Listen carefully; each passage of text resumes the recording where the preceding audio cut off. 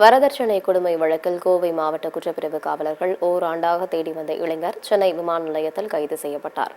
கோவை மாவட்டத்தைச் சேர்ந்த இளைஞர் முத்துசாமி மீது கடந்த ஆண்டு கோவை மாநகர குற்றப்பிரிவு காவலர்கள் வரதட்சணை கொடுமை வழக்கு பதிவானது. முத்துசாமியை காவலர்கள் தேடி வந்த நிலையில் அவர் காவலர்களிடம் சிக்காமல் தலைமறைவாக இருந்து வந்தார். அவர் வெளிநாட்டிற்கு தப்பிச் செல்ல திட்டமிடப்பட்டதாக காவலர்களுக்கு தகவல் தெரிய வந்த நிலையில் கோவை மாநகர காவல் ஆணையர் முத்துசாமியை தேடப்படும் தலைமறை குற்றவாளியாக அறிவித்தார். அத்தோடு அனைத்து சர்வதேச விமான நிலையங்களிலும் முத்துசாமி மீது LOC போடப்பட்டது.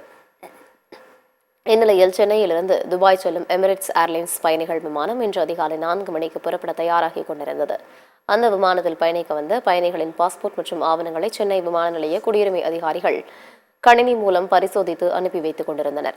அப்போது தலைமறைவான குற்றவாளியான கோவையைச் சேர்ந்த முத்துசாமி அதிகாரிகளிடம் சிக்கினார். துபாய்க்கு தப்பிச் செல்ல சென்னை விமான நிலையம் வந்திருந்த அவரை குடியுரிமை அதிகாரிகள் பிடித்து சென்னை விமான நிலைய காவலர்களிடம் ஒப்படைத்தனர்.